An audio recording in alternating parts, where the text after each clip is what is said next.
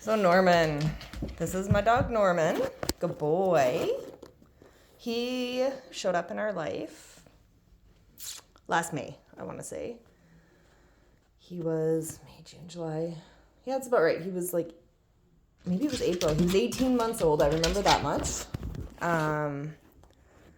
He had been tested for dryland cart pulling at or before 6 months, because the commentary she made to me was that he didn't pass the cart pulling test. So she had made a comment that he probably would pee in the house when he first came because he hadn't been in a house in 6 months. And then she elaborated, yes, good boy.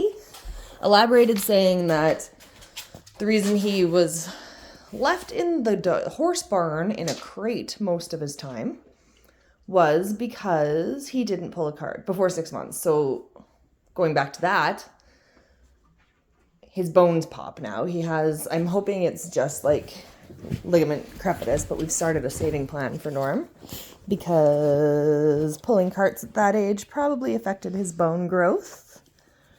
We've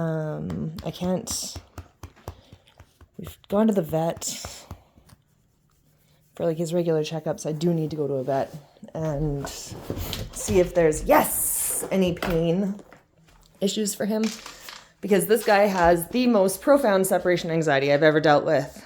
There were a few months there where I felt like a literal hostage in my house, and holy cow, was it frustrating. I've dealt with other people's dog separation anxiety, and it's completely different when at some point in time you return them. Even if it's a couple weeks later, you don't have to permanently live with it. And I have a whole new perspective on the separation anxiety experience for people, because wow, Norman thinks that I am God's gift to dogs. And good boy, yes. And it makes sense that he's got such bad anxiety, because when he came to us, from what I was told, he had been pretty much left in a crate for 18 months? No. At 6 months, he'd been put in a crate. We got him in April. So like 16 months of his life-ish, he was just left in a crate, neglected. You could tell that he wasn't afraid of children. The first few walks I took him on, if he saw kids, he was interested. If he saw adults, he was terrified. Absolutely petrified. So again, with the little bit of background I got from this lady, who I felt so much rage for a couple months after with the fact, probably because I couldn't leave my house too. I think the kids did most of the work, and I've met two people in town who have gotten dogs from this, you can't see me, air quotes, breeder, who said they got out there and were profoundly disappointed in the state of things, like the number of dogs, the number of children. Anyways, Norm came from a bad situation. That's a little bit of background. Oh, and also he was starving when we got him. Like, I think he's put on about 7 pounds since, and he's a good, healthy fitness right now. Okay, come out of your crate. Come on. Yes.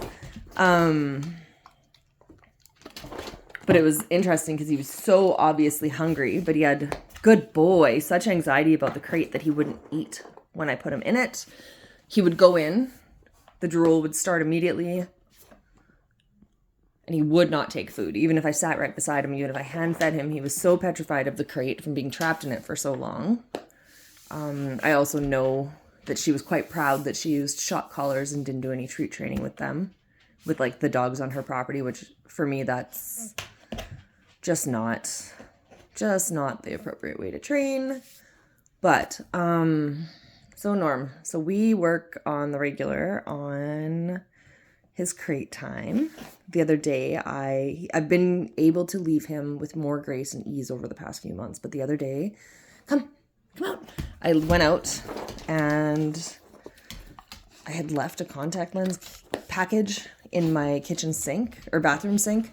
The cat must have knocked it out, and Norm had eaten it. And the day after, he spent the day trying to puke it up. I got it out of him. We're good. But if he's going to stress destroy things when I'm gone, we just can't have that. If I leave him in the crate, he completely panics and screams the whole time fair enough. He was left in a crate for quite some time. Come on out. Yes. Sit. Show the dog. Yes. Great. Good boy. Yes. So he needs to be able to be isolated or in a more controlled environment for me to be able to leave him. I've been working on making it my bedroom because it's a safe, happy place. I can keep the cats out and keep them from messing around with things. He's pretty content in the bedroom. So we've been working on extending the period of time that he is in the bedroom alone with Kongs, stuffed Kongs, chews. He will eat now if I abandon him, which is great. By abandon, I mean like leave his sight for 2 minutes. That's his version. I think I got him up to about a half an hour this weekend without pure panic. The problem with the bedroom is my truck is parked right out that window and I need to work on that. The triggers, the amount of triggers that go with the separation anxiety are amazing. Like, touch, come. I can't even get dressed without him panicking because he can hear, I'll have him in a crate in a different room. Great. And he'll hear my dresser jingle and he'll start screaming and panicking because he knows that's the beginning stages of getting me abandoning him and or something exciting happening. So how we do this right now is I've got his breakfast in a treat pouch. And currently, as you can probably sense, I'm sitting just a couple feet away. I'm gonna move a little bit further. I'm gonna back up, touch the door. Yes, good boy. Good, yes. And just getting him a little bit more comfortable with the distance. I'll probably feed him 2/3 of his breakfast right now so he's not empty stomached. I've got a blanket in here that catches the treats too, which gives him some time to sniff and dig. Okay, come out. Come on, off the couch. Off. Yes, he's also really afraid of being asked to get off furniture. Come here, honey. Come here, Norm. Sit. Yes. He's just so eager for food. I'm so glad the drooling has ceased a little bit because, oh my God, there are drool splatters all over our house and it's just been impossible to keep up with. Come here, Norm. Great. So wait till he does a lie down. Yes, because he knows how to get in his crate. It's the settling part that's hard. Toss some treats. Step away.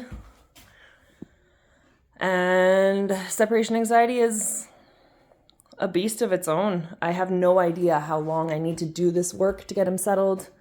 I bet you 6 months from now, I'll see a drastic improvement as long as I keep up with it. Another thing that has been super helpful, yes, is place training. So I can put him on place in a room where he can't see me leave. So I've been training place and stay and elongating his time on the place and walking around the house. So it seems like if he doesn't see me leave the house, he's a little bit more settled. As long as there's not like all those triggers of, oh my God, Lindsay's leaving me stacked. I have to be pretty discreet about my keys, my purse. I've got them in a space that he can't see, that I can close the door so that I can grab them and get out. He panics if he sees me fill my water bottle. He panics if he sees me put socks on. Like, it's quite the endeavor. So I'm starting to add those things into other routines and create confusion for him, which is so hard because I love my routine. Hey, bud, come here. It's hard. It's really hard to adjust the way you do things. Yes. Because of the intense neediness of a dog. But he's 2. Come here, bud. Come here. Off the couch. Good boy. Yes. Great. He's 2, so he's still a teenager. And he's a teenager who didn't get any ample training or socialization for a good majority of his existence thus far, nor was he fed properly. So it's going to take time. And yeah. So this will be his breakfast today. We're just going to play about. Are you a good boy, Norm? You want to be. Kick him out. Off the couch.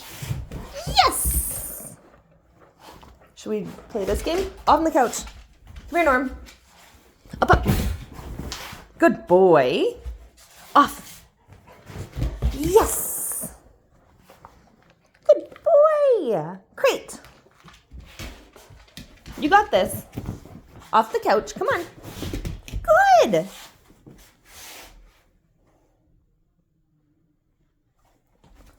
So good is not paired with food. It's just a praise marker. I touch the door. See what happens if I open the door. Oh, yes. Good boy. Yes. Hey, let's make this harder for you, honey. We're good. He likes the crate until there's risk of abandonment. Oh, buddy.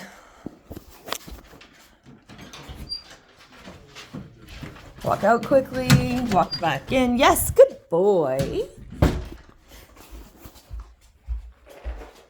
So that snack's in there. So I'm going to go down to one piece of kibble to pair with that yes. To make him work a little bit harder on relaxing. Step out. My lovely assistant is here ready to bark, but he's not going to join in.